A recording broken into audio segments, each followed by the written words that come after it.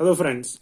आज जो हम टॉपिक पढ़ने जा रहे हैं it is speed time and distance. ये स्पीड टाइम और डिस्टेंस जो है ये काफ़ी इम्पोर्टेंट टॉपिक है। चाहे आप कोई बैंक एग्ज़ाम ले लो या कोई भी और एग्ज़ाम आप देख लो जिसमें जो क्वांटिटेटिव एप्टीट्यूड है, तो एक क्वेश्चन आने के चांसेस रहते हैं इस टॉपिक से। काफ़ी ही इम्पोर्टेंट टॉपिक आप मान लीजिए स्पीड टाइम और डिस्टेंस के कॉन्सेप्ट को।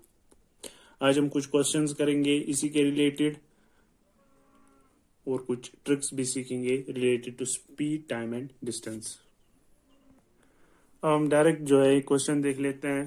देखो, दो पर्सन है, एक है ए और दूसरा है बी। दोनों सेम पॉइंट से स्टार्ट करते हैं। ए जो है ए ट्रेवल करता है at speed 24 kilometres per hour और बी जो है वो ट्रेवल करता है at speed 20 kilometres per hour. जो ए है, ए की स्पीड ज़्यादा थी। जब स्पीड ज़्यादा थी तो ऑब्वियसली उसे कम टाइम लगा होगा। अब बोला जाता है जो ए है, ए एक आर जो है पहले पहुंचा बी से। दोनों को सेम पॉइंट पे जो है वो रीच करना था। अब हमें बताना है कि बी को कितना टाइम लगा है to reach the final point. अब ऐसे क्वेश्चंस को हम कैसे डील करेंगे? हमें पता है जो स्पीड है, स्पीड होती है बराबर डिस्टेंस डिवाइड बाय टाइम। अब यहाँ पे हमें एक चीज है, चाहे ए है चाहे बी है, एक चीज हमें पता है कि जो डिस्टेंस है, डिस्टेंस दोनों के लिए सेम है। That means distance is constant for both of them. जब ऐसा कुछ हो, जब डिस्टेंस कांस्टेंट हो, तो स्पीड जो है, स्पीड होती है इनवर्सली प्रोपोर्शनल टू टाइम। अब speed inversely proportional to time, इसका मतलब क्या है ये हम थोड़ा सा यहाँ पे हम देख लेते हैं। सपोज डिस्टेंस है 100 किलोमीटर, स्पीड हम मान लेते हैं v। सपोज उसकी स्पीड थी 10 किलोमीटर पर आवर और टाइम उसे लगता था 10 आवर। अब जो है, अब उसने स्पीड इंक्रीज की बाय 2 टाइम्स जो है उसने स्पीड इंक्रीज की। सो अब उसकी स्पीड हो गई 2 into 10 that is 20 kilometres per our.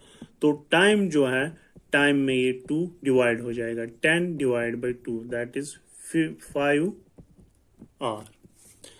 अब अगर उसने अपनी स्पीड जो है रिड्यूस की by 1/2 that is v equals 1/2 into 10 kilometre per hour. So v आ जाएगा 5 किलोमीटर पर आवर। जब यहाँ पे हुआ 1/2 तो टाइम में मल्टीप्लाई हो जाएगा 1 का या 2/1 का, that is 2, that is 2 into 10, वो आ जाएगा 20 आवर। सो स्पीड और टाइम के बीच एक इनवर्स रिलेशनशिप डेवलप होगी जब डिस्टेंस जो है, डिस्टेंस कांस्टेंट होगी। अब इस क्वेश्चन में हम ये कॉन्सेप्ट कैसे यूज करेंगे? हमें जो स्पीड दी गई है v1 है 24 किलोमीटर पर आवर। v1 या स्पीड ऑफ ए, जो ए की स्पीड है वो हमने ली v1 और वो है 24 किलोमीटर पर आवर। जो बी की स्पीड है वो हमने ली v2 और वो है 20 किलोमीटर पर आवर। अब इन दोनों का हम रेशियो ले लेते हैं, v1 डिवाइड बाई v2। सो यह जाएगा 24 डिवाइड बाई 20। सो यह आ जाएगा 6 divide by 5। 4 6s are 24 and 4 5s are 20। So v1 by v2 आ जाएगा 6 divide by 5। So t1 by t2 कितना आएगा फिर? Ratio of t1 by t2 वो इसका इनवर्स यानी कि 5/6। अब हमें क्वेश्चन में ही दिया गया है जो ए है, ए 1 घंटा पहले पहुंचता है बी से, यानी कि जो difference between the time of A and B है वो है 1 आवर। T1 जो है, T1 टाइम है जो A ने लिया, और T2 टाइम है जो B ने लिया। इन दोनों की डिफरेंस, अगर हम रेशोज का जो है रेशोज के बीच डिफरेंस फाइंड करेंगे, 6 माइनस 5 हो जाएगा 1। इस 1 का वैल्यू कितना है? इस 1 का वैल्यू है 1 आवर, क्योंकि क्वेश्चन में ही दिया हुआ है कि डिफरेंस जो है टाइम्स के बीच between A and B, that is 1 our.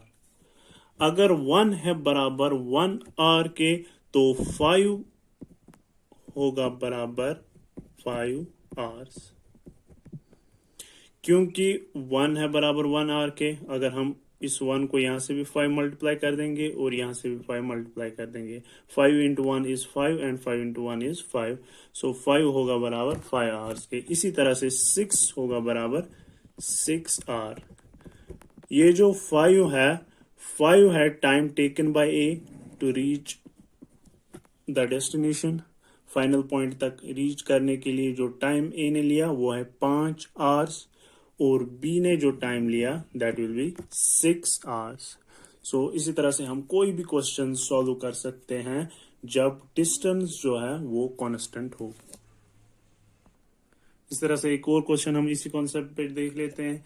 देखो, एक पर्सन जो है वो घर से ऑफिस जाता है। घर से ऑफिस जाते टाइम जो उसकी स्पीड है वो रहती है 10 किलोमीटर्स पर आवर, और जब वो ऑफिस से घर आता है तो उस टाइम पे उसकी स्पीड रहती है 8 किलोमीटर्स पर आवर। अब जब वो ऑफिस से वापस घर आया तो उसकी स्पीड कम थी। जब स्पीड कम थी तो टाइम ज्यादा लगा होगा। कितना ज्यादा लगा है? 30 मिनट्स ज्यादा लगे हैं उसे वापस आने में। अब हमें बतानी है कि डिस्टेंस क्या है between his home and office. अब इस क्वेश्चन को भी हम सेम कॉन्सेप्ट से सॉल्व करेंगे। जो उसकी स्पीड थी घर से ऑफिस जाते टाइम, वो हम मान लेते हैं V1, वो है बराबर 10 किलोमीटर्स पर आवर। और उसकी जो स्पीड थी जब वो ऑफिस से वापस आया घर, वो हम मान लेते हैं V2, वो है बराबर 8 किलोमीटर्स पर आवर। अब इन दोनों का ratio V1 divide by V2 वो होगा बराबर 10 divide by 8, that means 5/4। So V1 by V2 आ जाएगा 5/4। अब हमें पता है जब V1 बाई V2 है 5/4, तो T1 बाई T2 जो है वो होगा बराबर 4/5। अब इन दोनों का डिफरेंस दैट इज 1 है बराबर, डिफरेंस कितनी है इन दोनों टाइम्स में? 30 मिनट्स। 30 मिनट ज्यादा लगे हैं, so that means 30 minutes. 30 minutes means 1.5 hour. अब एक की वैल्यू है 1.5 आवर, तो 4 की वैल्यू कितनी होगी? 4 की वैल्यू होगी 4 into 1/2 hours. So that is 2 hour. So 4 की वैल्यू निकली 2 आवर, तो 5 की वैल्यू कितनी होगी? 5 की वैल्यू होगी 2.5 आवर।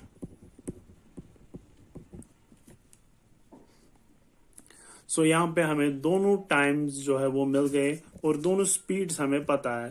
V1 भी है 10 किलोमीटर पर आवर और V2 है 8 किलोमीटर्स पर आवर। सो अब हम डिस्टेंस जो है दो में से किसी का भी यूज कर सकते हैं। अगर हम V1 यूज करेंगे तो यहाँ पे हमें जो टाइम यूज करना है वो करना है यूज T1। अगर हम V2 यूज करेंगे तो यहाँ पे जो टाइम यूज करना है वो करना है यूज T2। दोनों से जो है सेम रिजल्ट मिलेगा, क्योंकि डिस्टेंस जो है सेम है। जब वो घर से ऑफिस गया और ऑफिस से वापस आते टाइम भी वही डिस्टेंस उसने कवर की। अब हम फाइंड कर लेते हैं। हमें पता है जो स्पीड है, स्पीड होती है बराबर डिस्टेंस डिवाइड बाय टाइम।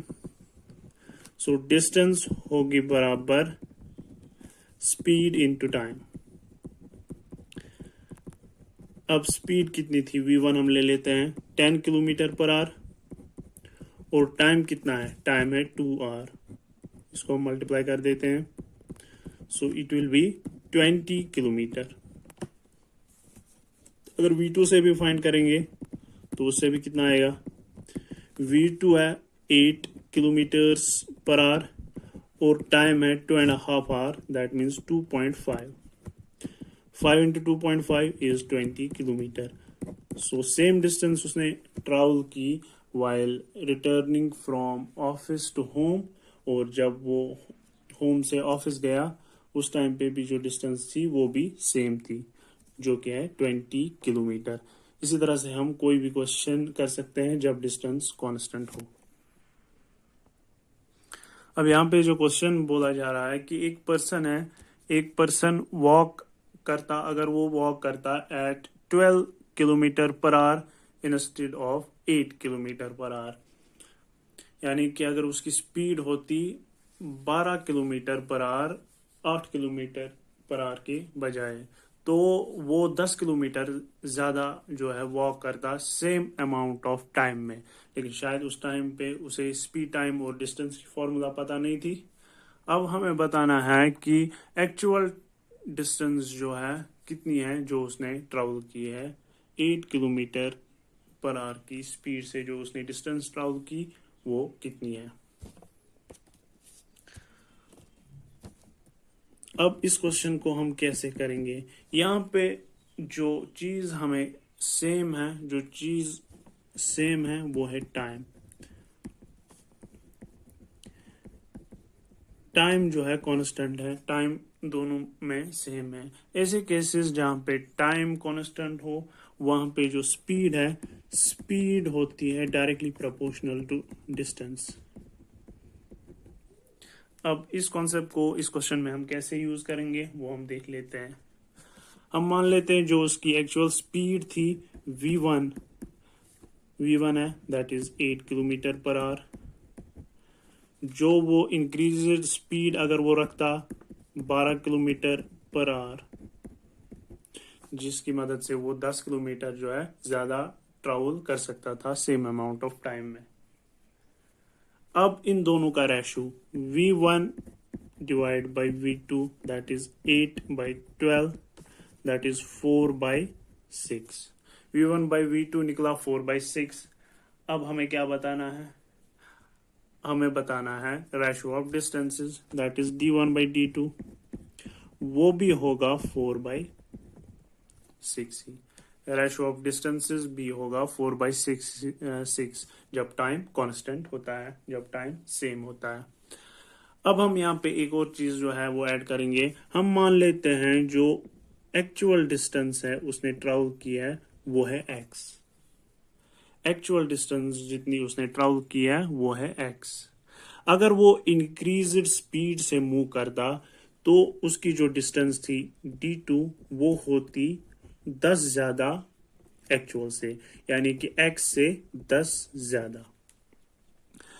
अब अगर हम इन दोनों की डिफरेंस फाइंड करें, D2 माइनस D1, ये D2 माइनस D1 आ जाएगा x प्लस 10 माइनस x, ये x और ये x कैंसिल हो जाएगा plus minus, so it will be 10। D2 minus D1 जो है वो 10 आएगा। यहाँ पे b अगर हम D2 माइनस D1 करें तो ये 2 आ जाएगा। सो ये 2 है बराबर 10 के। अगर 2 है बराबर 10 के तो 1 होगा बराबर 10 डिवाइड बाई 2 दैट इज 5। सो 1 है बराबर 5 के, तो 4 किसके बराबर होगा, 4 होगा बराबर 20 के और 6 होगा बराबर 30 के।